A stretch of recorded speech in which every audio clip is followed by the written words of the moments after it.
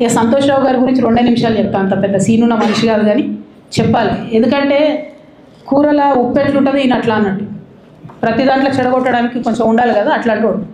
కాబట్టి చెప్పక తప్పదు ఈయన గురించి. చెప్పులో రాయి చెవులో జోరిగా అంటాం కదా అట్లాంటి టైపు, కాబట్టి ఖచ్చితంగా చెప్పాలి. విషయం ఏంటంటే ఈయన ధనదాహం ఎట్లాంటిదంటే సంతోష్ రావు గారిది, రామన్న కాన్స్టిట్యున్సీ కేటీఆర్ అన్న కాన్స్టిట్యున్సీ నేరెళ్లలో ఇసుకలారి గుద్ది ఒక దళిత బిడ్డ చనిపోతాడు. సరే దాని మీద పాపం అక్కడ ఆ రోజు అందరు యాజిటేషన్ చేస్తే ఈయన సంతాన అడ్వాంటేజ్ ఏంది, ఈయన కూర్చుంటాడు కదా సార్ దగ్గర, సీఎంఓలకి వెళ్ళి ఫోన్ చేసి అక్కడ ఉన్న పోలీసు వాళ్ళందరినీ ఒత్తిడి పెట్టి 7 దళిత బిడ్డల్ని కొట్టినరండి.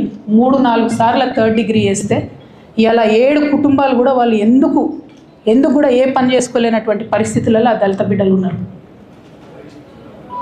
అది మొత్తం రాజకీయంగా బ్లేమ్ అంతా రామన్న మీదకి వచ్చి, ధనదాహమేమో సంతన్నది, నేరం చేసిందేమో సంతన్న, వీడికెళ్ళి ఫోన్లు చేసి ఒత్తిడి చేసి కొట్టిపించిందేమో సంతన్న, చెడ్డ పేరేమో రామన్నకు వస్తుంది.